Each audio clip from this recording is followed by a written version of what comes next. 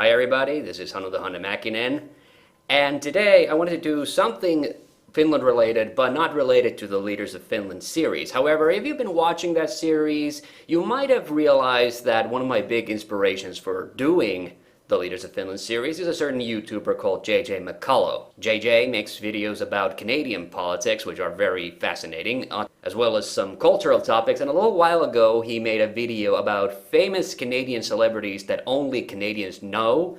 And this made me think that I really wanted to do a similar kind of video about Finnish celebrities that only Finns know about. And I've had various versions of this video in my head for a long time, and I finally decided that I was just gonna go ahead and do it. Just like my politics videos on Finland, it's probably not going to be anywhere near as good as JJ's, but since imitation is the most sincerest form of flattery, I decided that I might as well just go ahead and do it. One of the things that I've been pondering over is the kind of range of people that I would feature in the video, because I didn't want them to be just good people. I also wanted to include some controversial or even just flat out terrible people. And I always kind of ended up going back to media people. I thought it was a little unfortunate. So in the end, just to make sure that the candidates were interesting enough and to ensure that this video would not stretch too far afield, I decided I might as well just go with the 3 people that have been present in pretty much every version of this video that I have been planning inside my head. Might as well start with my namesake, Hannu Karpo. Hannu Karpo was a famous reporter, originally working for YLE, or the Finnish Broadcasting Company. And already in the 60s he became well known as one of Finland's best investigative reporters. Particular favorite topics included, of course, crime. In fact, he even burgled a jewelry store with the full knowledge of the store he was going to do it, just to show how police handled that kind of crime. And he also was a big fan of pointing out Finnish bureaucratic idiocy. Later on, when he left YLE to go work for Channel 3, he started his own program, which was known by various different names, but is most famously remembered for the title Karpo Has Something to Say. This program ran from 1983 till 2007, where Karpo pretty much continued on the same tack, covering various topics encompassing various aspects of Finnish life. He particularly loved to highlight Finland's very problematic relationship with drunk driving, road safety in general, but the topics that people most famously remember him for is that he was the kind of person who loved to give the little guy a chance to speak out. He would often interview people who had been kicked down either by banks or local decision makers. He would interview the homeless and was generally viewed as a pretty stand-up kind of guy.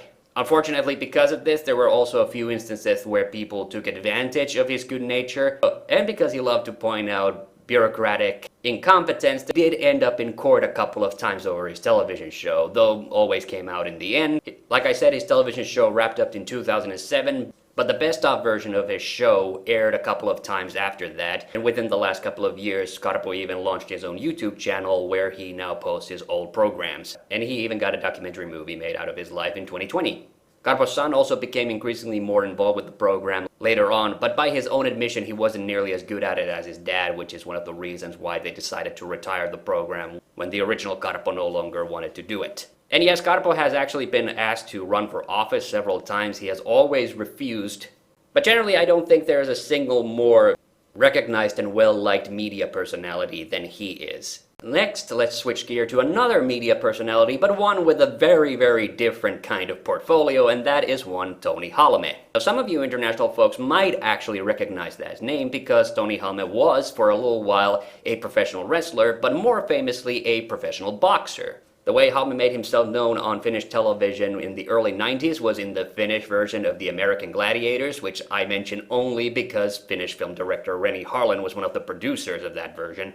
And not long after that, Holloman actually became a very popular guest on various TV shows, either these fun competition shows where they had multiple celebrities in them, or just as a host for a segment of a television show. Now, the reason Holloman became so popular was that he was a big macho guy who wasn't afraid to speak his mind. You might know the popular image of Finns is that we're very shy and quiet, and we definitely don't like to say things if they come out a little rude, which is where Holloman really stood apart. Finns always kind of have a soft spot for the bad boy who'll say whatever without caring what people think of it. However, the very reason Holloman was so popular back in the day is actually the very reason why he would actually be a very hated figure today.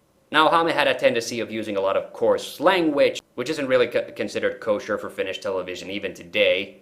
And yes, he would also use occasional racial slurs, which also is a bit off color. But Holman was particularly fond of making fun of homosexuals, to a point where he would come off as pretty horribly homophobic. For instance, he loved to joke that he had a tattoo on his ass that said exit only, a fact that writer Jari Tervo constantly made fun of, saying that this said way more about Holman's insecurity in his sexuality than anything else. And apart from appearing on television, Holman also got the occasional bit part in movies and such. And I really have to assume this homophobic streak had to be somehow tied to his image as a popular muscle man, because it definitely went a bit off the rails during his political career. Oh yeah, that's the other thing. In 2003, he managed to get himself elected into the Finnish parliament as a candidate of, you guessed it, the Finns party. Which was actually a big deal at the time. Celebrity candidates had been a thing for a long while then. The 1994 presidential election was actually quite notorious for them. But up to that point, most celebrity candidates for political offices had rarely, if ever, managed to get through, and Holman kind of opened the floodgates for that,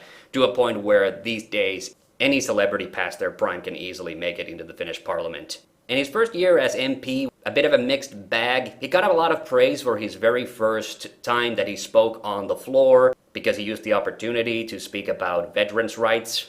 But then outside of work, he was known for extremely inflammatory statements. He, for instance, accused our first female president of being a lesbian, which I'm not sure if it was offensive to him or her or both.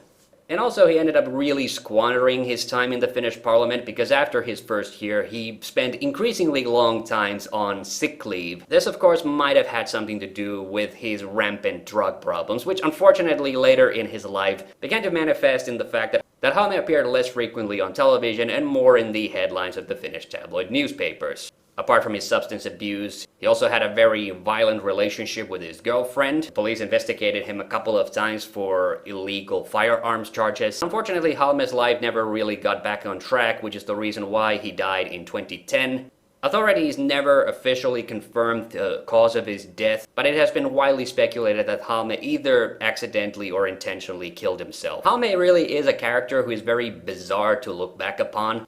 I'll admit that there are certain television clips that I've seen of the guy where he does appear to be a genuinely nice, likable person, but then with all of his off-the-rail ranting, he clearly was a person with a lot of problems that he sadly never found a healthy way to deal with. Well, taking away from that slightly darker, more conflicted note, let's talk about an actually pretty evil person, but who I think would be best described as Finland's biggest cartoon villain. Now, it's always been my impression that people tend to think of Finns as being relatively wealthy, which is why in the Finnish culture we don't really have an inherent tradition of making fun of rich people. Studies have even shown that Finns tend to actually view wealthy people much more positively, because Finns appreciate people becoming wealthy through their own endeavors. That might have something to do with the fact that Finnish tax records are actually public. But yes, just like every other culture, of course Finland needs its own evil big money man to make fun of, and our evil big money man is one Björn Nalle Wahlroos. His nickname Nalle stands for teddy bear, which is a play on his first name, with Björn, which is the Swedish word for bear. Wahlroos originally became very wealthy as a stockbroker. He is the chair of both Sampo and UPM, and he used to be the former chair of one of the biggest Nordic banks, Nordea. And he is one of the richest men in Finland. Now, of course, the nickname Nalle makes him out to maybe sound like a soft, nice person, but it is a very sarcastic nickname that contrasts pretty heavily with the kind of person Wahlroos is. One of his most infamous quotes was describing the average customer of a Finnish bank, that the only thing that the average customer brings to a bank is gravel off the street. And when you start to look at this guy's personal views, it really does read like the worldview of some kind of a cartoon Scrooge.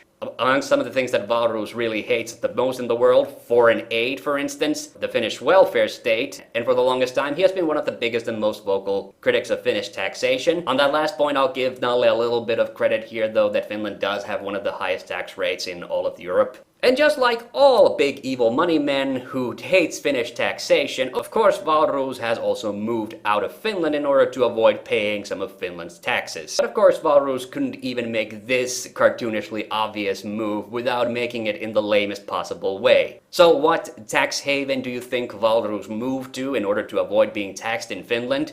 The Cayman Islands? Good guess, but way too hot for Nalle. Monaco, another good guess. A lot of our athletes do live there, but nope.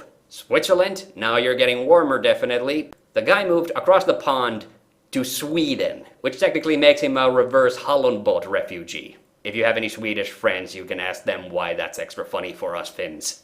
So there you go, 3 Finnish celebrities who are only famous in Finland. Let me know what you thought of this video. I'm TheHande Mäkinen, see you on the next one.